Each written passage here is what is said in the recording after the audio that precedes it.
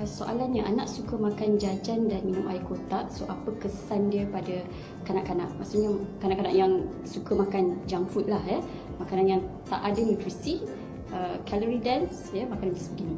Okey, hakikatnya Malaysia sebenarnya dibebani dengan satu isu yang kita panggil sebagai double burden malnutrition.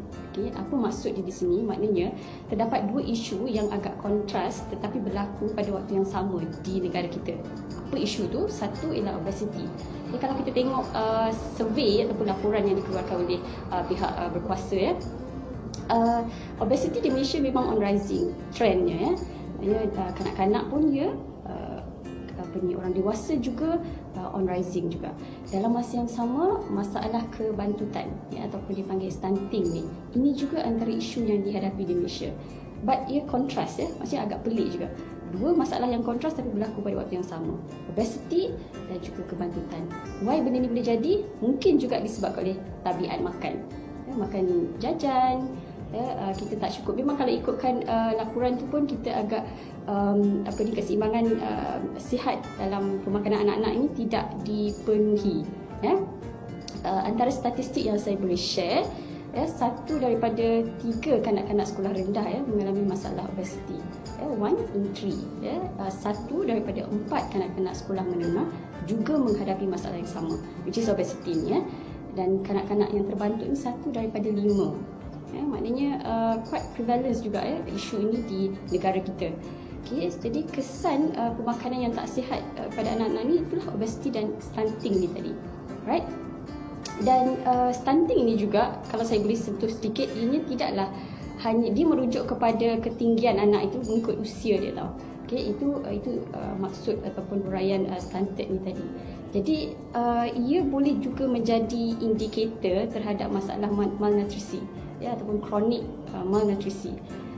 Dan kita punya kesan dia bukan sahaja kita bicarakan dari sudut kesihatan, maknanya it's beyond that.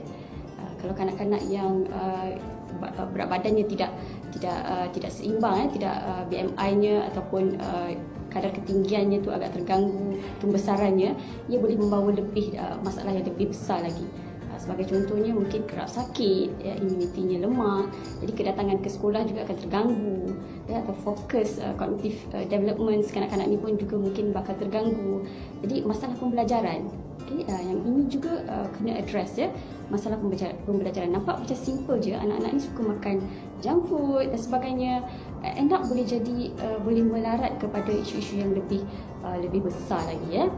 Selain daripada tu juga boleh kanak-kanak yang terdapat satu kajian yang mengatakan kalau anak-anak ini sama ada dia menghadapi isu kebantutan ataupun obesity ni tadi, ia akan ada kesukaran dalam pembelajaran, terutamanya dalam pengiraan, matematik. Itu satu. Dan vocabulary, isu vocabulary anak-anak ini juga, maknanya bila cikgu menerangkan di hadapan, dia mungkin mendengar tetapi dia kurang memahami apa yang cuba disampaikan oleh cikgu tersebut. Ini masalah pembelajaran. Dan juga dia panggil comprehensive reading. Isu comprehensive reading maknanya dia membaca buku dekat sekolah dan sebagainya, tapi kebolehan dia untuk nak faham itu terganggu.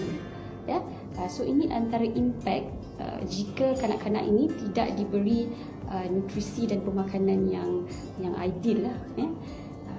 Dan faktor lain ataupun kesan lain dia juga kita boleh lihat dari segi sosial, di mana kanak-kanak yang sangat kurus ataupun terlalu gemuk juga akan menghadapi orang panggil ejekan daripada kawan-kawan, usikan, nakal ni. So ini juga akan mengganggu emosi anak-anak. So saya fikir kalau walaupun isunya agak macam very light, tak makan jajan, makan steak, macam lebih light issue lah, tetapi juga boleh membawa kepada problem yang atau masalah yang lebih besar lagi.